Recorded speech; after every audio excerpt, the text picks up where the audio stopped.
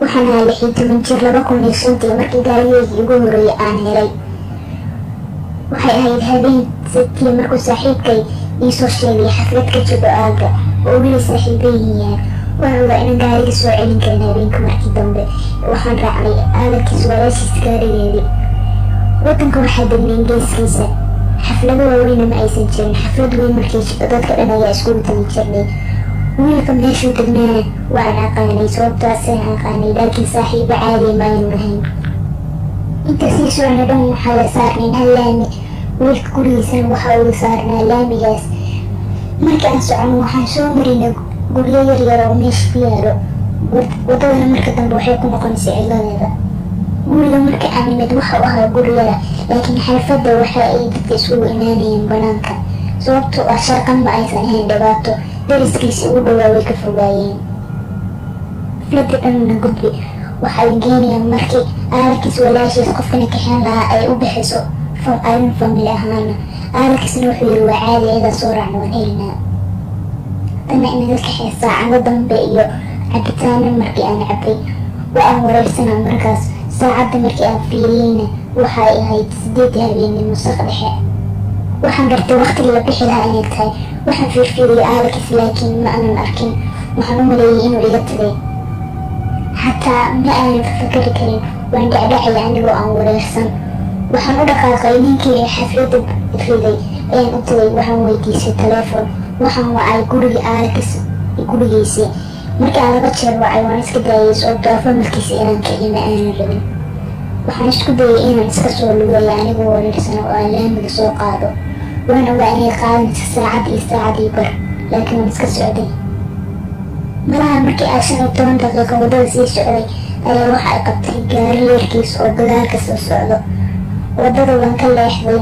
waxaana u taagtay gacanta anigoo suuqa kor u taagayo lifti ka rabo. gaariga aayar ayuu u yimid wuuna istaagay.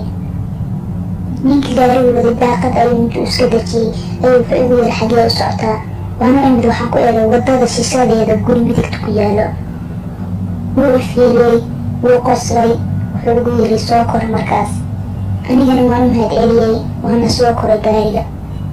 waan daaranaa, waana xasuustaa anuun su-aalihiisa u jawaabi karin sababtoo ah waan soo xiirabayda. waa ana damcayba markii dambe. waxa xigo aan xasuusto waxay ahayd markii aan soo kacay gaariga socdo anagoo isku dhex jirno weli. wuu isoo fiiriy waa u qoslay.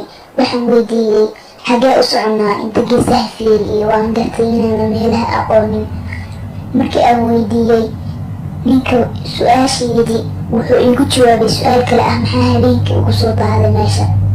marka ninka su-aashii aan weydiiyey wuu iigu jawaabay su-aal kale, anigu waxaa isoo gashay cabsi. waxaana ku iri ninka waa ay dejin kadhaa meel kastoo aan marino. ninkana hore ayuu u hadlay. wuxuuna igu yiri may. matada ayaana isoo qabtay marka uu hadalka saas uu yiri. waaba ay qabatay inaan matago. markii aan afka gacanta saarsaaray waan matag isku celinayay. ninka wuu isoo fiiriyey oo wadada wuu ka mashquulay. waxaan gartay matagiiga inuu nacsan yahay, wuu isoo fiirinayo. dhankiisa ayaana ula jeestay. waxaana uga matagay dhabtiisa isagoo iga sii cararayo gaariga aayar usoo dejinayo. markii aan dhabta uga matagay gaariga ayuu baray qabtay. anigana hore ayaan uga degtay oo waan ka cararay isla markii. geelaha ayaana ku dhex cararay. waxaana isku qariyey 2 geeda gadaashooda. ninka wuu iga soo dabadegtay asagoo toosh wato. mar ayuu tooshka igu qabtay uu korkeyga mariyey, laakiin ima uusan arkin. markii aan dareemay inuu idhaafay ninka waan orday oo waxaan u dabamaray gaarigiisii. laakiin ninka nin caqli badan ayuu ahaa oo gaarigaba uu xirtay. wuu ogaa inuu soo dabamarayo. mucjiso waxaan arkay gaari leerkiisa oo laamiga soo hayo. waxaan u cararay gaariga dhankiisa anigoo gacmaha u hagaadinayo. wuxuu isku dayay inuu dhaafo laakiin anigu ma aanan ogolaan. markii uu istaagay daaqadda waan inta ku orday ayaan daaqaduu istaagay. waana u sheegay nin ayaa soo afduubtay ayaa iri. ninka wuu ogolaaday. gaariga soo galayuu yiri. imaa uusan ii kaxin stationkeega waxau i geeyey gurigeyga eridiisa. si aan ugu mahad celiyeyna waa garan waayey. waxaan u tagay aabo oo aan soo kiciyay aabii hooyo. wuxuu igu yiri ma soo qordhay kataalkadiisa, laakiin aniga ma aanan soo qorin oo waaba isku nacay. waxaan kasoo tegay tii ugu fududeeda oo ahayd taarikada oo lagu xeer lahaa haddii aan soo qoro doqonnimadeeda.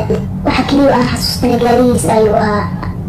aalkis maalintii wixii ku xigay waan ku qaylin jiray, waan ku xanaaqsanaa waxa uu iiga soo tegay xafladda. ninkana ma aanan arkin ilaa muddo dhan 4 sano hadda, waxayna igu soo noqotay arrintan ka fikiradeeda ilaa muddo dhan hadda 1 sano, oo waxaana hadda idinkula wadaagayo sheekada.